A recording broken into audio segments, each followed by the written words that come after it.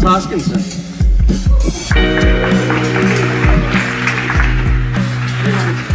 Wherever you like.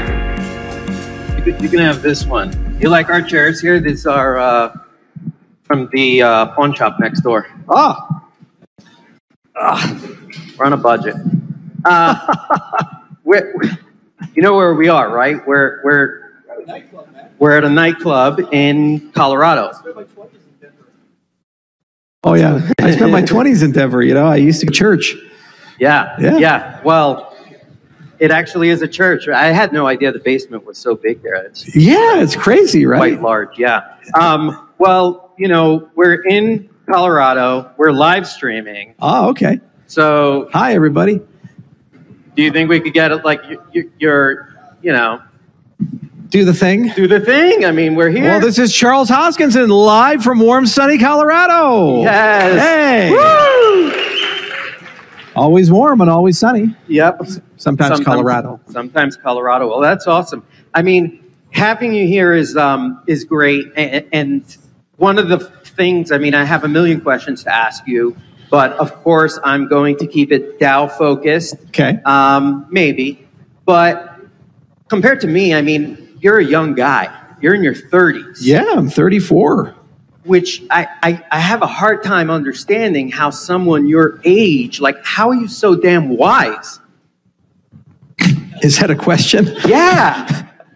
It's a softball question. Oh, why are you so wise and handsome? I like this guy. This is a great place. I mean, I just talk to people. I read every day. You know, I always try to invest a lot of time into learning and into thinking. And, you know, I've always been interested in philosophy-based business. You see, I started in the Ron Paul movement back in 2007. And, you know, it was all Austrian economics and choose liberty and humble foreign policy. And the problem with loving monetary policy as a normal person is until cryptos came along, it was an armchair thing.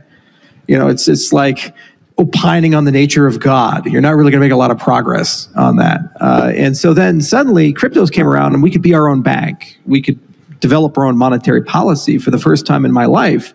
And so I said, wow, this is a weird intersection of where technology, philosophy, and business is all coming together.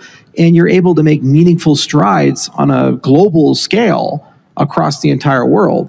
So I said, boy, this is once a lifetime. I'm never in my life going to have another opportunity like this. And so just go all in every day, you know, with anger and focus and just push and get it done. Makes sense. I mean, it may be that once in a lifetime opportunity. I mean, do you believe that blockchain really has the potential to right the wrongs of monetary policy up until this point? Well, I mean, look at El Salvador as a great example. A nation state has adopted Bitcoin. If I told you that back in 2010, you'd be like, what drugs is this guy on? I want some of those.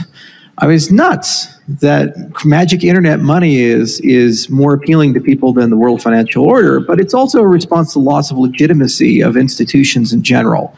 Every year, more and more institutions become morally bankrupt, and we start asking ourselves, why are they even here? Why bother?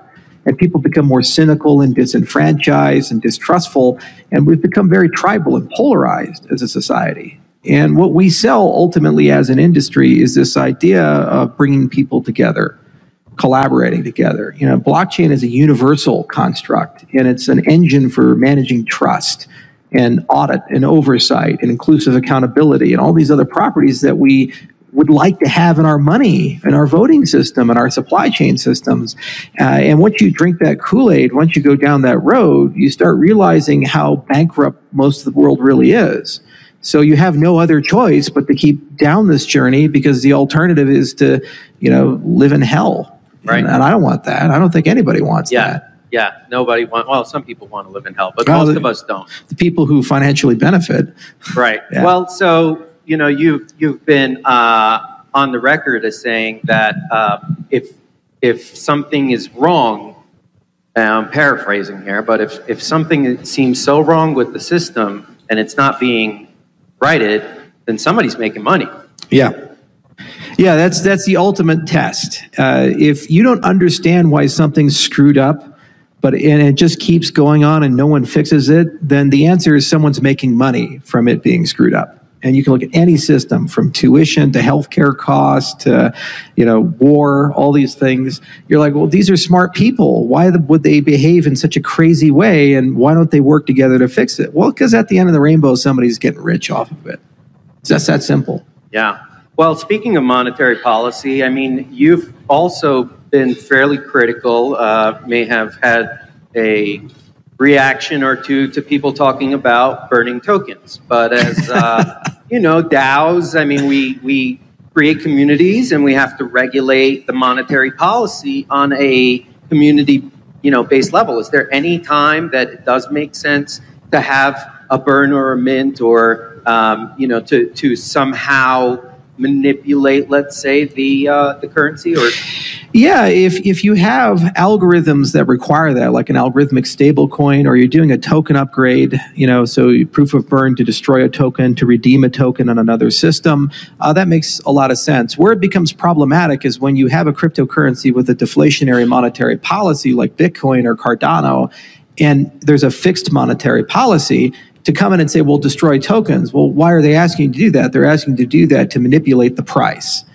And the tokens are already all distributed, so you literally have to steal tokens from somebody to do that. The problem is there's a lot of projects where there's this gigantic pre-mine that insiders control, like a foundation or something like that. And they've kind of indoctrinated an entire generation of investors in this industry to believe that every cryptocurrency is that way. It's not the case with Cardano, and it's not the case with Bitcoin. So there's certainly things like Ethereum did this with the IP, was it 1559? 1155? 1155, that's right. Yeah. One of the EIPs. Yeah. They have a burning policy now. And, it could work. But then you have to be really careful behind, well, if that's an algorithm, you can game algorithms in very unproductive ways, and so you have to be always thinking like, how do I build the ultimate algorithm that's not manipulatable? And then if it's humans deciding this, how are we any better than the Federal Reserve manipulating interest rates and monetary supply? I mean, I thought we built these things to get away from that, and now we're going back to that because some day trader wants to get a 10x. Right. And the greatest burn in the industry, I think, was Stellar. Didn't they destroy like a meaningful percentage of the entire supply? And it did nothing for them in terms of price appreciation. So in practice, it doesn't actually work. But we wrote a paper on it. We read a lot of papers. So if you're interested, there's a proof of burn paper that shows how to do a provably secure proof of burn, and it's something anybody can implement for the monetary policy of their DApp if they want to pursue that end and do it in a provably secure way. Yeah. Well, that's very interesting. I mean, do you also see that with Cardano that there's going to be that opportunity for folks to, establish, I guess Cardano right now, just like the rest of the crypto market, is somewhat tethered to Bitcoin. Right. And do you see that, that flippening or that change? The great decoupling. If I was equally crazy to the Bitcoin enthusiasts, I'll say, well, yeah, sure, of course, when Cardano passes Bitcoin and we're the largest cryptocurrency in the world, then everybody will be coupled to us, right? No, the reality is that we all have to grow up a bit, and the reason why the coupling occurs is because the trading pairs and a litany of market dynamics. But at some point, it will break, because it makes no sense that if the CEO of Google dies, or some scandal happens at Google, that Microsoft stock should also go down. So analogously, if some problem happens with Bitcoin, it makes no sense that Ethereum and Cardano and completely unrelated things should also fall down or go up for no particular reason. And that's just an indication of where the markets are at and the maturity of the ecosystem. But over time, my belief is that decoupling will occur when you have more use and utility in the underlying systems. So if there are billions of dollars of loans and NFT transactions and all these other things, and they're creating a natural, multi-party circular economy, then there's a natural appreciation that occurs, or just market dynamics that occur that are disconnected from trading of Bitcoin or these types of things. And we see that in natural resources. I mean, there's certainly correlations between coal and natural gas and oil and other materials, and hedge funds do take advantage of that, but they're significantly weaker than the correlations that we see with Bitcoin and the remainder of the altcoins. And that's just because of the depth of the markets and the maturity and the financial products that exist within the marketplaces. So one day, perhaps in the next, let's say, 10 years, once there is a flippening and the decoupling, and once people realize that, you know, monetary, or let's say manipulated monetary policy is not the best way to regulate, and we can have true supply and demand economics, perhaps at that time people will appreciate or start to decouple price and value. I think people have a very mixed up relationship or understanding of price and value these days.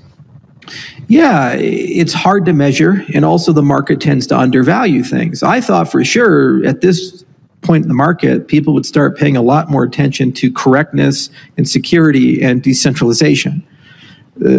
No, the market signals are actually not there. So it just is depressing as hell when you see things that are hyper-centralized and they work until you have to kick them to restart them, and they have all this great success in the marketplace and no one seems to care. And that's just where it's at. And part of that is consumer education.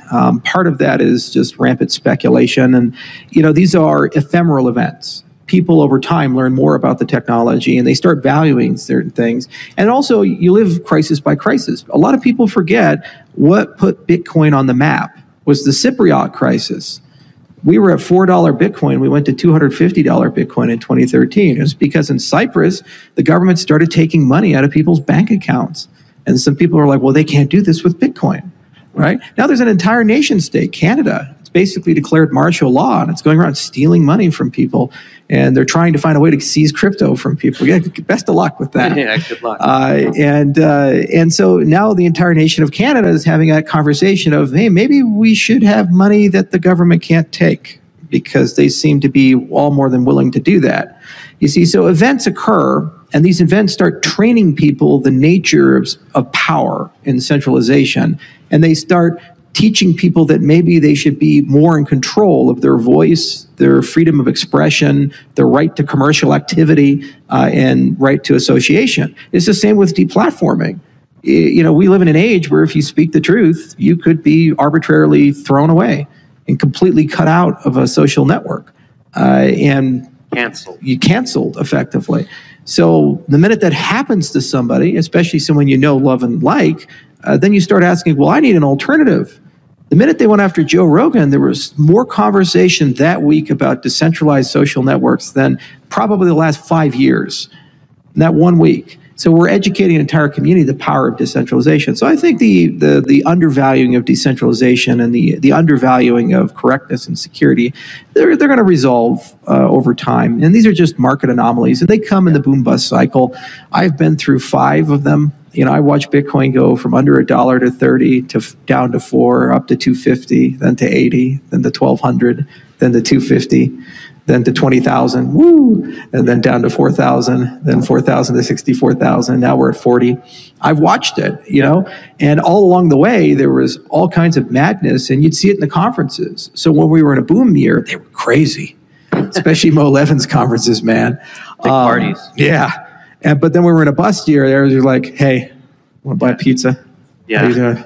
Yeah, the hype comes and goes, and you have a lot of fair weather people, but the core has remained the same. You know, there's still a lot of familiar faces, and the technology is legitimately getting better. We're having deeper conversations about holistic measurements of energy consumption, of decentralization, certification of smart contracts. There are great companies like Certic and Runtime Verification that do that, and thousands of academic papers and millions of lines of code. So it's a very different space today than it was even 3 years ago. Yeah, so it's sad that it sometimes takes tragedy or, you know, a calamity of some sort in order for people to realize, oh, this is a better system. What's even sadder, though, is that sometimes in this day and age, a global calamity like a pandemic can make things go the other way.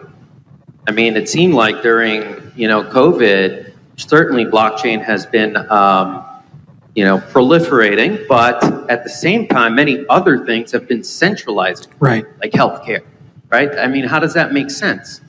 Well, during a crisis, there tends to be an appeal to authority, And there tends to be a strengthening of emergency institutions, which by design must be centralized because they need to move quickly for an event. Decentralization, the hard part of that is you don't move as fast. You bring more people along and you can preserve principles and checks and balances, and by their design they have to be more transparent. But if a crisis occurs, like a hurricane or a pandemic or something like that, you may not be moving fast enough to save life or prevent death or loss of massive amounts of money. So there's this interplay between emergency crisis powers and the need for checks and balances. But let's be very clear, no emergency lasts 2 years. That's a war. Yeah. Okay, and anybody who tries to convince you otherwise is making money from that or gaining power from that. And making people do arbitrary things is not public health, it's compliance. And this is the society that we're in right now. So if we want to get out of it, we need to make sure that we have high integrity institutions, like, for example, the voting is unimpeachable. And then we need to remind the people who are in charge that we're in charge and vote our way out of it. And then also take back certain powers, like the printing press. I will remind everybody we were at $30 trillion of debt. When I went to college, started at Metro State, we were at $4 trillion. We're at 30 now. That wasn't too long ago. As you mentioned, I'm a young guy. You're a young guy. Okay. $30 trillion is so much money. This is literally enough money to rebuild every single road, train, airport in America 30 times. Just to give you a sense of the scale of that amount of money. This is enough money to have everybody in this country go to college for free for more than a century and give all of you free health care. Okay, and allow anyone who makes less than $25,000 a year to retire at that level for a century. This is not a small amount of value we're talking about, and we don't pay real interest on that. What if we pay 10% on that? That's more than all the tax revenue of the United States. So what prevents that from occurring? Well, the petrodollar. See, so we're starting to have very inconvenient truths be revealed by the current monetary policy, and there's no sustainability in any of this. And we have political parties that seem to live in a fantasy world.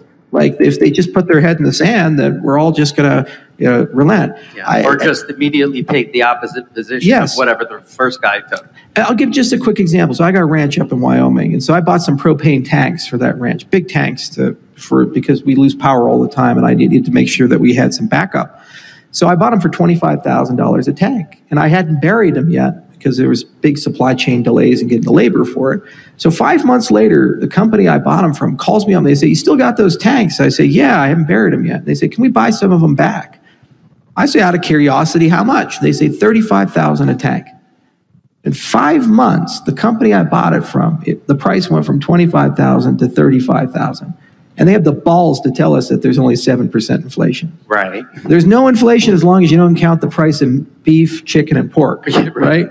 It's just like 1984, the dialogue that's coming out. But this is a great opportunity for all of us. You're referring to the book, not the year. Yeah. This is a great opportunity for all of us in this room, because if we want to do better, we have to be better, so we have to build better. So all the builders, the engineers, the entrepreneurs, we have to really start thinking about, well, what are the social dynamics we admire and respect? How should we treat each other? How do you verify claims that people make? What does the institution of the future need to look like that's always online, global first, transnational, and has integrity at its core? Hopefully algorithmic integrity, which is the whole point of DAOs. This is the whole point of what our industry has been pursuing at its highest level. And if you look at a blockchain's ledger rules, whether it be Bitcoin or Ethereum or Cardano, it's kind of like a digital constitution. It guarantees certain things. I know Bitcoin's monetary policy is not going to change. If there was ever a time for it, it would happen with the Mt. Gox crisis. That was their 2008. And it didn't happen. The core developers lost personally millions of dollars. And so as a result, it can never change. No one can change it. So that's a right. It's almost like a law of physics, like gravity. So then you start asking yourself, well, what if we could have that same level of assurance in our voting system or in our healthcare system or in our education system? And this is functionally the conversation that we're having at a scale of the entire world at the same time, as there's an appetite now to replace the institutions that are no longer working for us. Yeah, so where can this happen? I mean, among this pandemic, you took the opportunity to visit 6 different countries? I've been to 70 countries in the last 5 years, but we went to 6 countries in Africa last year in September. We went to South Africa, Zanzibar, Burundi, Ethiopia, Kenya, and Egypt. And we met with the president of Burundi. We met with the president of Zanzibar, a lot of government officials in South Africa and Ethiopia. And there's an enormous appetite in the developing world for new systems, because they need liquidity, they need legitimacy, they need a restoration of trust, and ultimately they have to manage collectively in Africa over 1 billion people. That's hard. And so you start saying, well, okay, if we're going to do this, how do we avoid the mistakes of Europe and China and the United States? And also, how do we build economies that are intrinsically fair? What people forget about Africa in particular is it's the youngest continent. 70% of the population of Ethiopia is at or under the age of 30. And a lot of them are digital natives. They grew up with cell phones. They grew up with the internet. So they see what's going around the entire world, and they say, we can do better. And they're starting to replace a lot of the old leaders with young leaders who are in their 40s and 50s who are also digital natives. President of Ethiopia, for example, is a cryptographer. It's the only one in the world. Think about that. And so that's a unique thing. So it's a great opportunity to open a conversation of, well, what can we improve? In some cases, you're very conservative. For example, Ethiopia, there we have an identity system we're deploying for academic credentials. The Civil War actually proved the need of the system. We're onboarding millions of students, K through 12, and the ones that haven't been onboarded yet, they've lost their credentials in many cases because of the Civil War. So you have this beautiful A/B test, and the government came to us and said, "Can we accelerate this to 20 million people? You know, how do we actually figure this out?" So we're working on it. You know, we're at capacity. In other cases like Burundi, there's an appetite there to move very quickly because they have huge infrastructural problems. Only 3% of the population is online. 11% has electricity. 9 out of 10 people don't have reliable electricity in 2022. But that's an opportunity. We talk about carbon neutral. We talk about alternative grids. And we believe, well, America must do this. Well, if you're building a completely new power grid, why don't you just build that in a decentralized way with co-ops in a completely alternative energy friendly way? Let's work the economics out to make that happen. If you're building a new telecommunication system, instead of having 4 companies decide everything online, the on and off ramps, why don't we build local ISPs and co-ops? That's exactly what we're working with World Mobile on with Zanzibar. They're going to cover 2.2 million people, the entire island, and 50 miles out. So all the fishing that's happening in the blue economy. And the hope is to build a decentralized infrastructure where the on and off ramps are community owned, as opposed to being owned by a big company that's somewhere. You see, so these are great opportunities and challenges, and whatever the challenge is, if you rise to the occasion, you can change things. And if you change it in just the right way, you change the world. And everybody in this room has equal access to that. Well, that was a great segue to my next question, which is, what can DAO governors do? People who run DAOs, people who build DAOs. I mean, the DAO concept, anyone feel free to disagree with me, but it seems like it's a couple of steps down the rabbit hole, right? Like you trip over I heard something about crypto. And then it's like, oh, there's smart contracts, okay. And then you're like, oh, wait, you can run an organization this way. It's several layers down. How do we accelerate that adoption? So the problem with DAO is that each letter is nebulous. We don't have a good definition of decentralization, although we as an industry are trying to work on one. We don't have a good definition of autonomous, automation, these types of things, like artificial general intelligence. Like what do we actually mean by that? Nick Szabo wrote a great paper on dry code versus wet code, and an organization, like, what the fuck is that? What does that mean? So each one of those letters is nebulous. And what I found in the DAO space is that usually a lot of people who utter that word are doing so to evade liability. So they take something that's heavily regulated if you are in a centralized organization that would certainly be a security or require a license like an exchange. And they say, well, we're decentralized, we're DAO, so obviously regulation doesn't apply to us.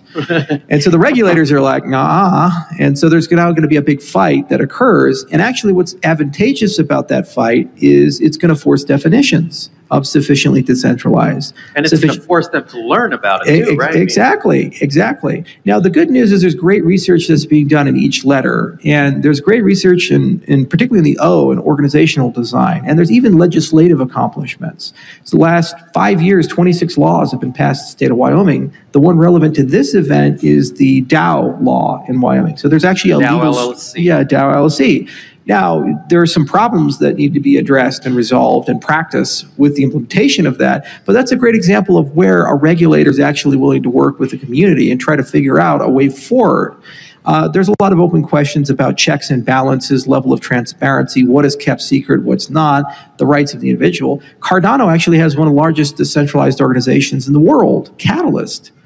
We just closed Fund Round 7, 257,000 votes, over 100,000 people actively participating. It's funded this round 269 organizations, and every ADA holder gets the vote. So that's growing and growing, and we're adding another layer with liquid democracy now. So we have this idea of delegates. People delegate their vote to another person, and that person can vote on your behalf. So like a whole governance class is forming of thousands and eventually tens of thousands of people, and every asset issued on Cardano will eventually be able to utilize those governance tools. But then there's a question of what is good governance. So you have questions about ballot design, frequency of consent, voting systems. Is it linear preference sorting or a threshold or quadratic? There are millions of design parameters here, and I would argue that every problem requires a slightly different parameterization of these things. There's a world of difference between a system that has control over your life and rights versus a system that has control over your retirement fund, versus a system that curates like an HOA, a community, and make sure that the driveways get scraped for snow and people are doing landscaping and so forth. So each of these things requires consent. Each of these things has some form of a democratic process. Each of these things are around a concept of assets and geography, but they have different thresholds and stakes and so forth. So that's what we're trying to figure out as an industry. And the good news is this is one of the most fertile creative areas as an industry. There's literally billions of dollars that have been poured into this. There are tens, if not hundreds of thousands of people that are participating in this. A lot of failures, as expected, but actually some great successes that are occurring. And I'm very hopeful that this is, in particular, over the next 8 years, as we leave the 2020s and enter the 2030s, going to be one of the pillars of success of the cryptocurrency space as a whole. Yeah, I mean, speaking of failures and success, I mean, you've had both, but I think people don't necessarily realize the amount of effort being put into Cardano. I mean, in terms of, as a coder, looking at GitHub commits, I mean, it's kind of like not even a comparison. I mean, big community. Yeah, 3 million people, over 1 million lines of code. We're #1 every year for GitHub commits. There's this bizarre thing I've noticed, maybe because we didn't ever take any VC money, and the VCs own the media, but there's this bizarre thing I've noticed in industry where every time we do something or accomplish something, people move the goalposts. Like a Masari index showed that we were #1 for transaction volume. Like you'll never launch smart contracts, but we September. did. Yeah, and even put money on the line for it. It doesn't matter. They just move the goalposts. We were #1 for transaction volume. We even beat Bitcoin, and they're like, "Well, that's just because of the extended UTXO model." It's like Bitcoin has UTXO too. It's apples to apples. Come on, man. Well, it doesn't matter. 300 plus projects on Cardano, lots of cool things going on. But, it's neither here nor there. There's an old saying, the dogs bark, but the caravan moves on. I don't fucking care. Right. You don't want data price. Every day we grow. And every day we get closer to our mission. 8 years ago, I was in Bermuda, and I did a TED Talk. And I said, this is what crypto is all about, economic identity and systems and enfranchising the people who are currently left out of the world and making their lives better. Now I can go back to Bermuda come October and actually talk about loans being done. talk about progress on the ground with real people in Kenya and Ethiopia and other places. That's amazing that in 8 years we've gone from an idea to a 3 million person movement that has percolated across the entire world with adherents everywhere. 130 research papers written. That velocity is not going to slow down. The institutions aren't going to just wake up and be like, hey, you know, we're getting like professorships and academic kudos from working on this technology, but let's just stop and go somewhere else. No, they're going to keep writing papers. So that's going to speed up. You're getting more people. The same for the coding. It's becoming a polyglot. Like many people aren't aware that before the end of the year, you can deploy Solidity code on Cardano. So if you're an Ethereum developer, you also can be a Cardano developer. We're just better, faster, and cheaper forever.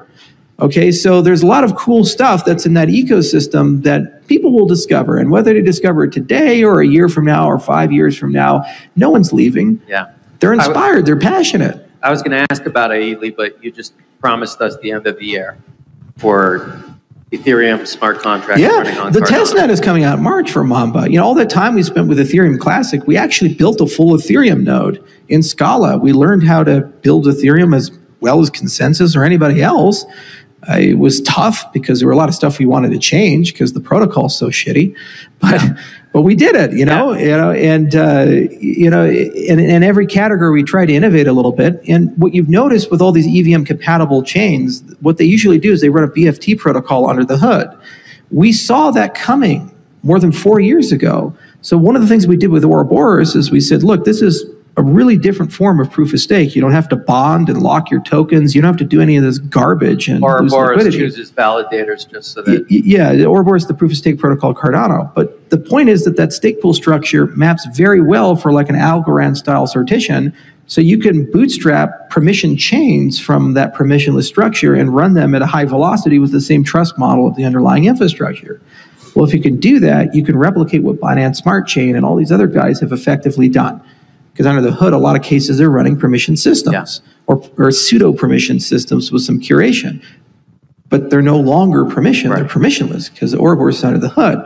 And so anytime a BFT protocol gets faster, we get it for free. Yeah. And we get all that finality and fast settlement and so forth. So it's a good model. And, there's 6 years of research that went into it. And, you Google any of our papers that are foundational, they have over 1,000 citations. They were peer-reviewed. Yeah. And people don't seem to understand how hard that is. At these conferences, they only accept about 10% of the papers there, and you go to get yelled at by people who have PhDs and are really smart.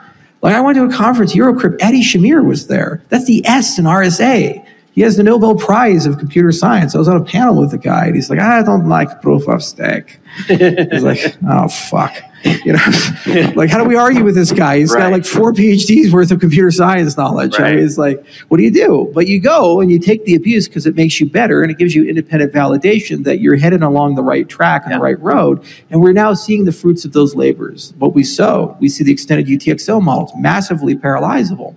Plutus is really easy to verify, so you can write high assurance smart contracts. And in an industry where $10.5 billion worth of shit was stolen last year, probably a good idea that we start focusing on security and correctness and verification. Probably a good idea that our languages help us in that particular direction. Yeah. If you disagree with me, fine. Keep doing Ethereum, but just do it here because it's 1,000 times cheaper and faster.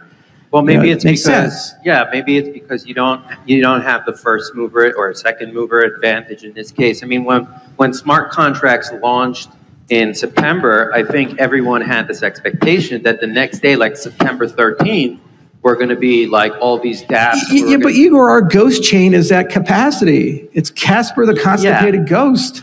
I mean, we're at 80%, 90% blocks right now, and we have 300 projects that are building and deploying, and there's just enormous amounts of activity. TVL is up over 2,000-3,000% the last 2 months. Right. It'll turn on. Pipelining will come in June, input endorsers in October, and we'll get those orders of magnitude kicks up of performance. Sure. So I don't worry about it. It's like people, again, keep moving the goalposts. Yeah. They say no one will ever build. You have no developers. We've trained 10,000 people with the Plutus Pioneers program. Go to our developer Discord and see how many people are there. It's true, but I'm going to push back a little bit because, people coming from Solidity had a hard time with the EUTXO model. Sure. So it's like if and people writing single core applications had a hard time when multi-core came. So should Intel just not do multi-core processors? You can't ask that you want a beautiful level 2 model and on-chain, off-chain transactions and high levels of parallelization, local verification and deterministic gas prices, but then at the same time say make it as easy as the accounts model. You can build abstractions and layers that handle some of these mechanics for you, and that's what we did in the history of programming languages. C and C++, you do memory management manually. Java, you don't. You have garbage collection, and it does that for you. But that abstraction costs you something. Okay? So we're in the C, C++ days of the ecosystem. We're not in the Java days of the ecosystem quite yet. And over time, 6 months, a year, those abstractions will be built, and developers can pick and choose. If you disagree with that, then go to an accounts-based model, which Cardano also supports. So you see layer 2 as like, this needs to be part of the system. Did you always see it that way? I mean, it's, you know, if I wanted to airdrop everyone some native Cardano tokens, my tokens, I would have to pay 1 ADA per person in order to send that out. But I could do the same on Polygon, and it'll cost pennies. Yeah, batching is a very important thing. By the way, UTXO allows you to do batching. Ergo demonstrated this recently. They did 5,000 transactions in one transaction. They had 5,000 outputs. Roll-ups. No, it's just the inputs, outputs. Oh. Yeah, you don't even need exotic crypto for this type of stuff because the input-output model, they allow you to do that with UTXO. You can say all these inputs and all these outputs are rolled and batched together into one transaction that we post, and it's very efficient. Accounts-based is sequential by design, so it's never easy to parallelize that. You have to do a lot of bizarre tricks to get it there, and then in many cases you lose determinism. So it's like the difference between local variables and global variables. You know, side effects happen, things happen, and then you lose predictability, and then suddenly a bug occurs, and then people exploit it and steal all your money. Yeah. So your base layer should be built in a way that it's bedrock, and if you want high efficiency, you build structures for that. That's why we created Hydra. And over a long period of time, a few years, Hydra will mature and grow and evolve to absorb everything. It'll have roll-ups in the head and all kinds of cool batching and great support for microtransactions. And it's isomorphic to the base layer, so value in transactions can move back and forth seamlessly because we co-design them together. So whenever that's ready, it's ready. It's just a component of what we do alongside side chains, alongside Mithril, alongside pipelining and input endorsers and so forth. And again, if you don't like that model, you're more familiar with the accounts model, then just use the EVM sidechain. You see, so it's the best of both worlds. We wrote the white paper for Cardano back in 2016, Why Cardano? And we had this idea of a settlement layer and a computation layer. And we said we'll have one settlement layer and lots of computation layers, and the computation layers can have different philosophies of computation. So some can be like, we want to have lots of programming languages. And others can be like, we want to support legacy systems like the EVM because that's the market standard. And others can be, well, we want to do domain-specific logic for high-volume applications. Maybe a Fortune 500 company comes in and they want to do something on the project. Well, they alone with their customer base generate billions of transactions a month. Maybe there's special accommodations for them because there's so much volume that's going there. But you can permit all of those to live in the same house and with the same security model. But the underlying settlement layer, it gives you very strong guarantees that this whole orchestra is going to play correctly. Then 2 years later, Eth2 started getting announced, and they're like, hey, look, we have Oracle chain and all these side chains. 6 months. Oh, okay. It sounds very familiar to something else. But okay, so a lot of people are moving in that particular direction, whether it be Polkadot with parachains or these other things, and it just makes sense to do it. And you can't make everybody happy. If you're a Java programmer, you might be happy there, but then a Python developer is not. Right. So they have to have their tools and their languages and so forth. And same with political diversity. In this room, there's probably a Republican, there's probably a Democrat, there's probably a communist, there's probably an anarchist, there's probably a libertarian, there's probably a democratic socialist. They're all in the same room, okay? Yeah. And so all the power to them. I'm a libertarian-like guy, so I love everybody. Right. So I wanted to build a blockchain that had all those capabilities under the hood, and the community could decide which ones to invest in and build up, and then over time it can grow there. But one thing we didn't skimp on was security. We thought very carefully about the underlying infrastructure, and we started from bedrock. The GKL 15 paper, which is our most cited paper, came out in 2015. It didn't talk about Cardano and Ethereum, and it just talked about blockchain in general and said what security properties must all blockchains have, And how do you prove your consensus algorithm, whether it be proof of work or anything else, provides those guarantees? Then you have a proof target for a security model. And layer by layer, paper by paper, design by design, design by design, we built all those abstractions, all those things to get to where we're at today. But that's the foundation. It's bedrock, and it's one of the most cited papers in the entire industry. So that's where we started, yeah. And then now we're getting to the point of diversity, and a lot of people have different opinions. DC Spark is one of the companies in our ecosystem. It's led by Nico and Sebastian, and they're great people. They believe the future for scaling Cardano is probably going to be a roll-ups-based solution. We're pursuing a state channel-based solution, a payment channel-based solution with Hydra alongside layer one improvements. These work in parallel. They're not either or. They're not contingent on each other. So they're doing their thing. We do our thing. $150,000 of funding just came in from Fund 7 specifically for roll-ups. And there's good people thinking about these things. Now, other people are saying, well, maybe off-chain computation using an MMM signature like what the guys at ETH Zurich are doing with ACE. Maybe that makes sense. So there's a venture called EigenLayer out of University of Washington that's exploring a similar approach to this.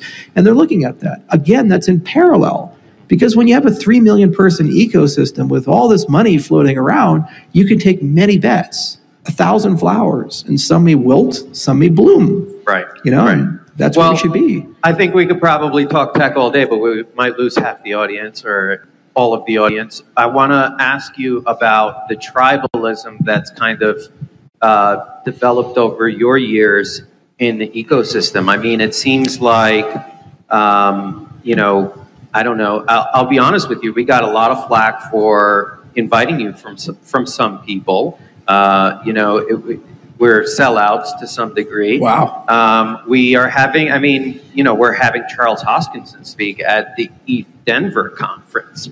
I don't know. You know, it's silly to me. We were you know, kind of put under fire for charging for this, as if, you know, the space is free and the food is free, and, you know, people have this sort of mixed up view of value, but it seems like it's just tribalism. Is there room for this in blockchain? I mean, I thought we were here with better values. You know, tribalism is analogous to hate. You know, a good definition of hate is taking poison and hoping the other guy dies. You're tribal. What are you accomplishing? You know, if you walk into a bar and you see a bunch of people fighting and yelling at each other, you walk out. You don't like, oh, this is the bar for me. This is unless you're a crazy person. Okay, so similarly, if you have an ecosystem and you're a new person, genuine new person, they walk in and we talk, and then suddenly everybody's fighting and they attack you and so forth. That's just a terrible thing. Imagine, pick your favorite celebrity, politician, business leader who has yet to say something significant about crypto. And they walk in and they show up at an event, a Bitcoin event, an Ethereum event, Cardano event, whatever it is. Healthy ecosystems should celebrate that universally and get excited that this new person's there. Unhealthy ecosystems say, well, you showed up at an Ethereum event. You're a bad human being. You know, I went to the Bitcoin event last year when Bitcoin was the all-time high of $64,000. I had a fucking toilet paper roll thrown at me. You know, and they say, here's your shitcoin. And they threw this roll at me. And I'm just like, really? And you have Max Kaiser running around baptizing people and, you know, saying, fuck Elon, we're not selling. And so, and that really is what we want to show the world? This is really how we want to present. When we go talk to heads of state and say, Mr. President, let's talk about crypto. Don't want to talk about crypto. You know, because why? Because they know the minute they embrace crypto, they're going to get brutalized from every different angle and so forth. And it hurts us in every dimension. Right. I remember the first significant cryptography conference I went to. I was at Crypto in Santa Barbara, and I was excited because we just finished the Ouroboros paper, and we were presenting it there, and this is like the top shelf cryptography conference. All the who's who is there. So I saw Diffie, you know, Whitlock Diffie from Diffie Hellman. He's like a Turing Award guy and everything. He's got his cowboy boots on and his hair and everything. I was like, oh my God, I'm fanboying out. I'm all excited. So I got my wine. He has his wine, and I walk up to him. We start talking for a little bit, and he says, so, you know, where do you teach? What do you do? And I said, oh, no, I'm actually not a professor. I'm a cryptocurrency guy. He didn't say anything. He just picked his wine and walked away. Seriously, I was just like, wow. Okay, so Good talking to you too. what? Because cryptographers, they spent 40 years being academic professionals and writing papers and getting PhDs and doing all this amazing work. And then cryptocurrencies come around, and cryptocurrencies like just absorb the word crypto. If, in 1999, you say, I'm in crypto. Oh, you're a cryptographer. You're an information security guy. You design protocols, these types of things. Next thing you're in crypto, it's like you're an NFT enthusiast. Right. Right? And so they're like, you've destroyed our field. Yeah. And then whenever they speak about something, they get brutalized on Twitter. I mean, you're used to being criticized on the merits of your work, and then you go to Twitter and say, I'm not so sure about this thing. And then suddenly, like 5,000 people out of damn nowhere who are fanboys of a particular tribe attack you, try to get you fired, say you're an idiot, say you have a financial conflict. Look at Moxie Marlin spoke. Yeah. The guy created the Signal protocol. How many people here use Signal? Yeah, a few people. It's one of the most secure protocols around, and it does lots of cool things. He's a real information security guy. He's not a crypto guy, And so he says, I'm going to look into this Web3 thing because everybody emails him every day. What do you think of Web3? What do you think of Web3? What do you think of Ethereum?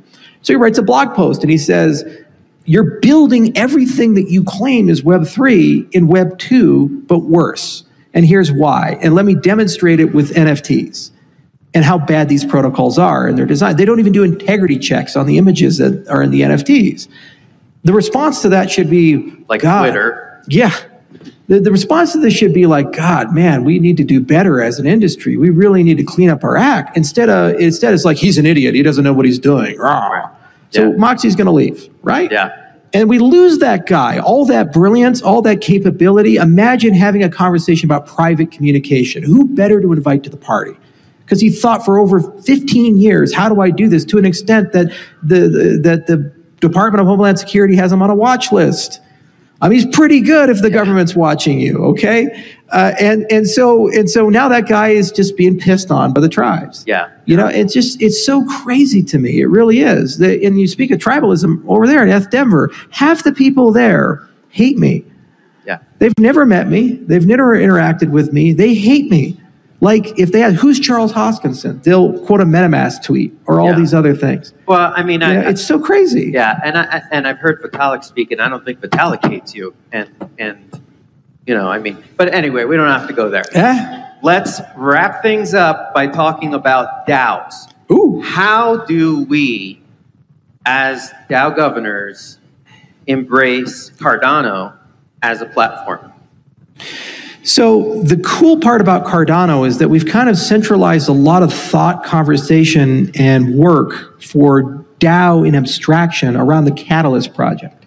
So you have this fertile territory of more than 100,000 people who are every day thinking, what is consent? What rights do I have? What voting system should we have? Plus, you have all these great researchers that are inside there that design e-voting protocols and these types of things. So you have one level of engagement where you have a great community just to have a conversation with. Then the other level of engagement is that community is in many cases willing to fund people to do research. Like they put $150,000 as a grant into ZK roll-up research. I can imagine them doing exactly the same for generic DAO research or these types of things. And because Cardano is multi-paradigm, if you're an Ethereum person, you want to stay in that ecosystem, well, you can beta test stuff on the Cardano blockchain, these types of things. So that's one dimension of it. The other dimension is we have access to a lot of amazing academics who are interdisciplinary. So we have social choice theory, game theory people, mechanism design people, distributed systems people, programming language people, cryptographers, law and policy experts, all of these things across, I think, 15, 16 universities in the world, all across the world. The sun never sets on IO's research arm. So if you are a researcher and you have some really cool and interesting ideas, just email us. Just talk to us. We fund research all the time. We collaborate with people all the time. We've written 130 papers, and that's where we're at. And we need good definitions. We need really good definitions of decentralization. We need good definitions of automation. I talk about the A lot with Ben Gortzel from SingularityNet. He got his PhD in math at 21. He's written 300 papers, and he's an AI expert. Batshit crazy. Yeah. But I love him. Most of them are. He's like family, and we talk all the time, and and he comes up with these crazy ideas, and we're like, we should put some money into them. We should do some stuff with them. And we talk a lot about how much automation is possible. what should you automate? What should you not? There's also a big conversation of privacy. When we wrote the original DAO paper, Dan Larimer did it in Floyd, Virginia. I helped him edit the paper, and we wrote it for Bitcoin Magazine. One of the things he said, which was right at the time, but it's becoming increasingly wrong, is a DAO can't keep a secret, right? Well, a Constitution DAO, right? I mean, it's like everybody knows what's going on, so of course you're going to get outbid if you know how much money there is in the treasury. So you need certain cryptography to hide that, whether it be homomorphic encryption or oblivious memory or whatever the hell it is. That you need some primitive to allow the DAO to keep and operate on some secret piece of information, reveal it in certain contexts to certain custodians, but the general people don't have it, but they know the integrity of the secret is preserved. So this is just an example of a hard problem. And that's just one small thing of hundreds of hard problems that need to be resolved in the DAO space. So we're open for business as an ecosystem, and my company in particular. And governance is one area of research that we're going to keep investing more and more money, go from the millions, eventually long-term to the tens of millions. And there's lots of cool things to do. But where I'm most interested in this research is governance as it relates to organizational design, so the O in DAO. And what I'm trying to figure out is what organizations are low-hanging fruit for DAO governance. Not everything is the same thing. So what we're trying to do is build a DAO for Cardano, and that's a cryptocurrency. So it seems like that's a low-hanging fruit organization to govern that type of thing with some form of a decentralized organization. But what else could you do? Like, could you do a corporation? A company. So, Wyoming is an example where you could start from that. If people want to pick that up and live that experiment and run their company or their process, whatever that may be this way, that's something we'd love to talk about and work with. But it's a big ecosystem. There's 300 plus projects and 3 million people. So if it's not us, it's someone else, you're always going to find a friend. Right.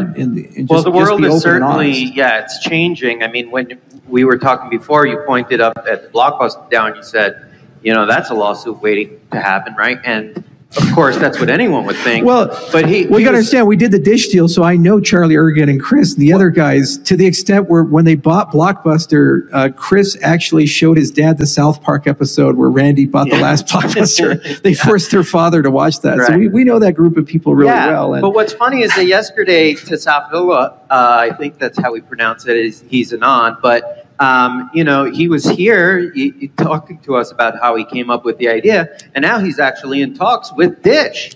I mean, and so no, at least not yet, no IP lawsuit. So I mean, the world is changing. Corporations are evolving. Well, you got to be careful though. It's a bit distasteful to take IP that is owned by another company and not engage that company in any capacity and just start with the fundraising side to be like, well, we're going to raise all this money to go do this thing. It would have been different if they'd already gotten a commitment and they're fundraising towards a threshold. Like they said, hey, if we could get $250 million, would you sell this to us? And they said, sure, okay. So, well, we have this contract, let's go do it.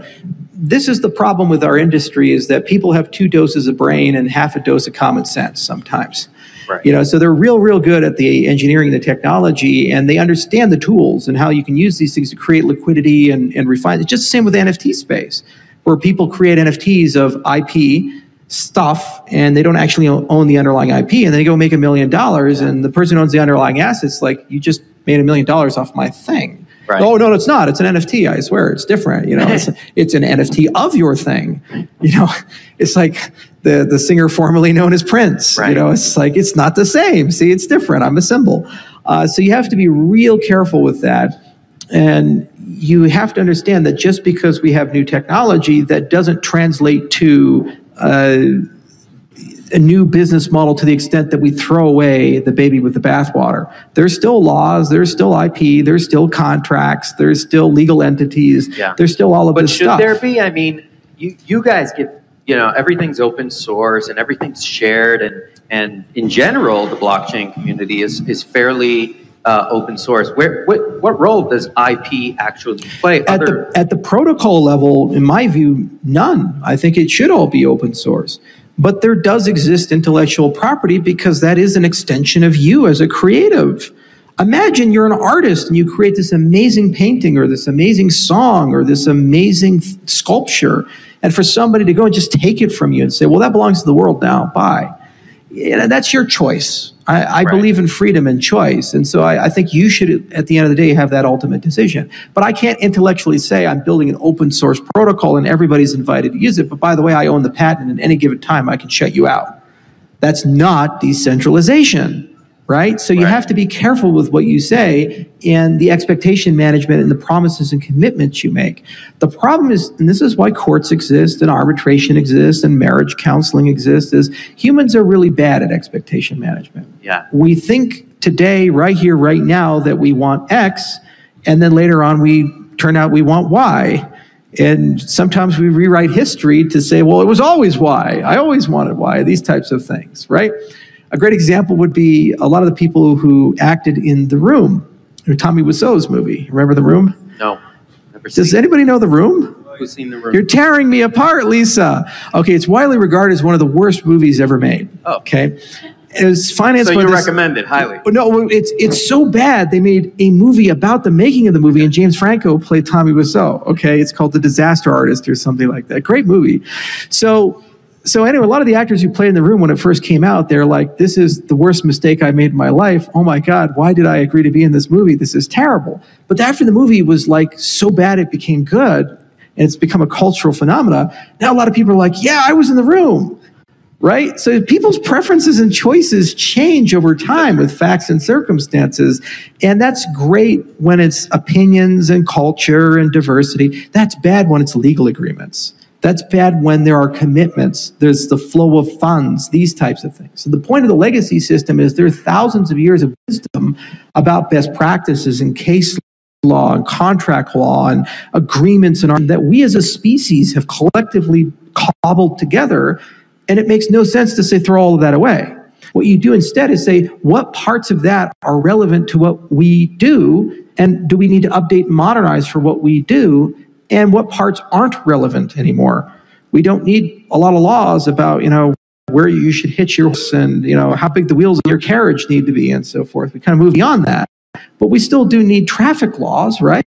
We still do need some notion of who has right of way in a street, these types of things. It's just the stakes are higher now because instead of going 10 miles an hour, you go 70 miles an hour, and it's a lot more dangerous. Yeah, you see? Especially if we go three-dimensional with, yeah, and drones are running to this very thing. How do you translate traffic laws and congestion laws for a city where you have drones and autonomous vehicles and these types of things? Do we throw away all that? No, you change your laws or you update and modernize them to account that we're now in a three-dimensional space instead of a two-dimensional space. Right. Well, we have so many more things to discuss, but we're out of time. I really appreciate you coming by. Hopefully we could do a podcast soon or something. Yeah. Awesome. Charles Hoskinson, everyone. Igor. It's a lot of fun.